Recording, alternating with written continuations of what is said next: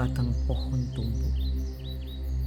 Di tengah padang rumput yang teramat luas, pohon itu kurus kering dengan kulit batang yang pecah-pecah. Daun-daunnya mengerut, kuning dengan ranting yang mudah mengering. Pohon itu bernama Kasyapa Kepuh, tempat berteduh para penggembala. Suatu hari, singgah sepasang burung gagak ke cabangnya. Cak, cak, cak. Lalu dengan penuh prihatin berucap burung gagak itu. Cak, cak. Duh, engkau pohon Kasyapa Kepuh, sungguh mengharukan hati melihat keadaanmu. Wajahmu layu, daunmu jarang-jarang, kulitmu kapalan dan comel-comel. Jangan-jangan umurmu tak panjang. Cak, cak, cak. Menyahut Kasyapa Kepuh dengan suara sendu. Burung gagak, begitulah seperti yang engkau katakan. Sungguh hidupku ini seperti tumbuh di neraka. Panas selalu tubuhku ini. Ini semua ulah para penggembala. Setiap hari, setiap mereka singgah kemari, tubuhku dipangkas, kadang dipotong seenaknya. Belum lagi ada yang menyalakan api di dekat akarku. Tidak sedikit kesakitan yang kualami sepanjang tumbuh di padang rumput ini. Sakit sekali. Bagiku, lebih baik aku mati saja daripada hidup seperti ini. Cak, cak. Mendengar Kasyapa Kepuh putus asa, burung gagak tersenyum haru, menyalak-nyalak berusaha menghibur. Cak, cak, cak. Aku ada akal untuk menolongmu, agar kamu tumbuh rimbun dan para penggembala itu tidak berani lagi memangkas dan memotongmu. Aku jamin mereka tidak akan berani mendekat kemari. Cak, cak. Duh, burung gagak, terima kasih. Kumohon, tolonglah aku.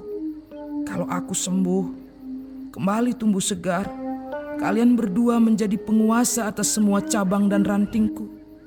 Aku tidak akan mungkir janji. Begitu janji Kasyapa Kepuh kepada sepasang burung gagak. Kedua burung gagak pun terbang dengan menyalak tak henti-hentinya.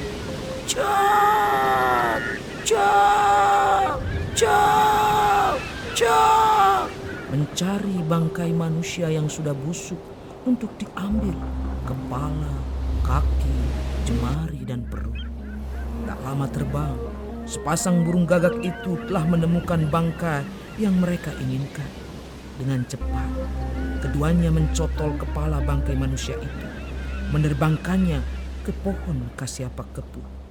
Satu persatu, dari kepala, hati, usus yang busuk, tangan, kaki, digantungkan oleh kedua burung gagak itu di setiap cabang pohon Kasyapa Kepuh. Setelah puas menggantungi seluruh cabang Kasyapa Kepuh dengan beraneka potongan bangkai busuk, kedua burung itu terbang menjauh. Cak, cak, cak. Siang pun tiba. Panas mulai menyengat. Darah berhembus kering di padang rumput itu. Tak lama kemudian datang serombongan penggembala. Mereka nampak kuyup oleh keringat, kehausan dan kelelahan oleh terik panas matahari. Satu persatu, rombongan gembala itu merebahkan badan di bawah pohon Kasyapa Kepuh. Ada yang mulai mengumpulkan ranting-ranting kering untuk membuat unggun buat menghangatkan bekal makanan. Baru saja angin mendesau. Belum semuanya dapat tempat untuk berteduh. Salah satu dari rombongan gembala itu tiba-tiba berjengit, menutup hidung. Bau, keluhnya. Lalu angin mendesir, makin keras, bau tak sedap segera menyebar terhirup oleh mereka. Segera para pengembala itu mencari-cari asal datangnya bau menyengat. Saat salah satu dari mereka mendongak, betapa terkejutnya melihat semua cabang pohon Kasyapa kepu dipenuhi potongan bangkai. Menjeritlah para penggembala itu, diikuti yang lainnya. Semua menjadi pusat pasi, berpikir bahwa Kasyapa kepu telah dihuni oleh makhluk jahat.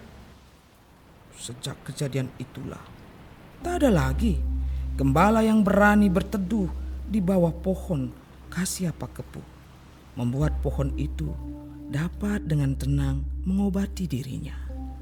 Perlahan-lahan kuncup-kuncup daun bertumbuhan di semua cabangnya.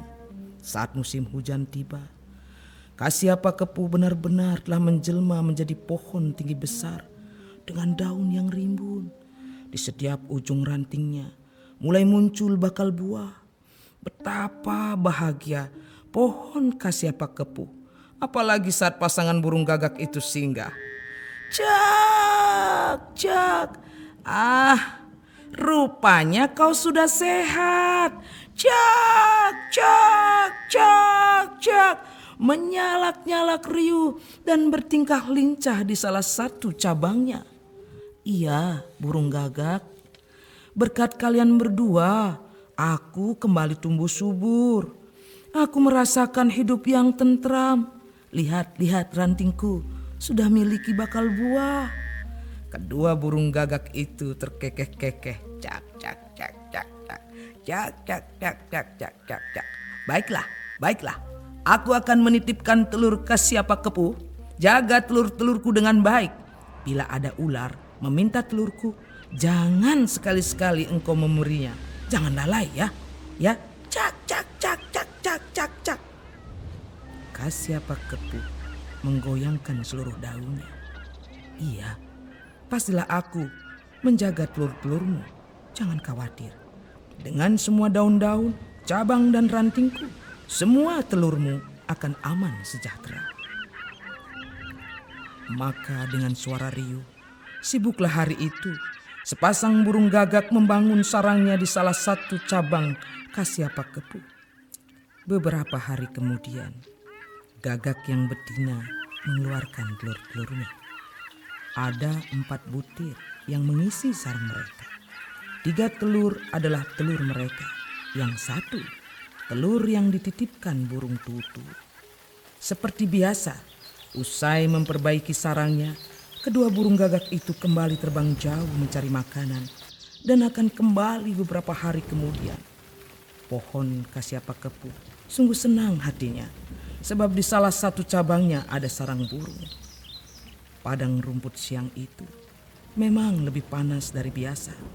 Hujan mulai jarang turun. Namun Kasyapa kepu telah cukup menyimpan makanan di akar dan batangnya. Karena itu, ia tidak terganggu dengan udara yang makin siang makin menyengat.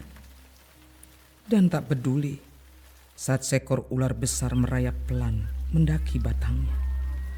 Ular itu sungguh lapar dan kehausan. Lalu melilitkan dirinya di salah satu cabang Kasyapa kepu. Matanya dengan awas melihat sekeliling, lalu tertumbuk pandangannya kepada sarang burung gagak yang jelas nampak telah berisi telur.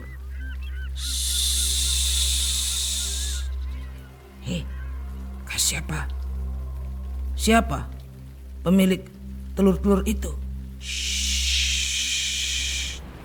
Tanya ular dengan suara malas-malasan. Burung gagak, sahut Kasyapa kepu dengan suara gundah. Tersadar kalau ada bahaya yang tengah mengintai sarang burung gagak. Kalau burung gagak yang punya, sini. Berikan kepadaku, akan kumakan. Aku sungguh lapar dan haus. Kata ular itu dengan suara mulai mendesis keras. Dengan gundah, Kasyapa kepu menyahut, "Jangan gegabah, hai ular. Betapa malunya aku bila telur-telur yang dipercayakan kepadaku kamu makan seenaknya. Ular itu terkekeh-kekeh, dengan mata mendelik mulai mengancam. Shh, ho, ho, ho, ho. Begitu ya. Baiklah, kalau kamu tidak memberikan telur-telur itu, akan kubakar kamu. Tahukah siapa aku ini? Aku ini Banaspati Raja. Shh. Ular itu meleletkan lidahnya, memamerkan liukan tubuhnya. Namun, jika kamu memberikan telur-telur itu, akan kubalas dengan menjagamu sepanjang zaman.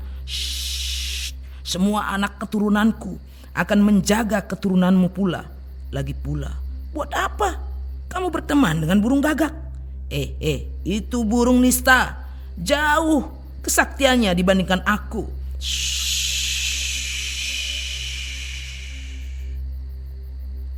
Mendengar perkataan ular itu, Kasyapa Kepuh berpikir keras, dilanda kebimbangan. Mungkin lebih baik berteman dengan si ular, pikirnya, agar hidupku dan keturunanku tentram sepanjang zaman. Ular itu tahu Kasyapa Kepuh dilanda kebimbangan. Kembali ular itu mendesis.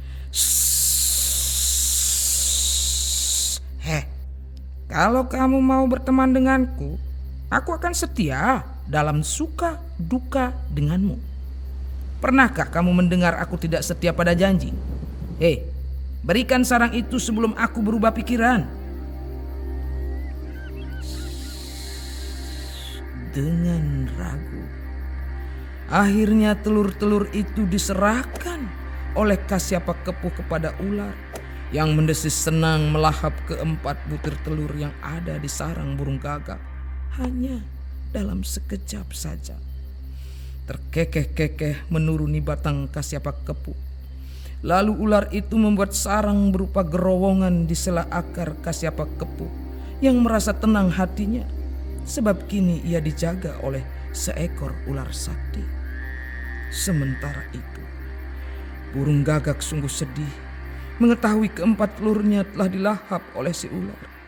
Terbang keduanya mencari pohon lain untuk membuat sarang baru. Cak.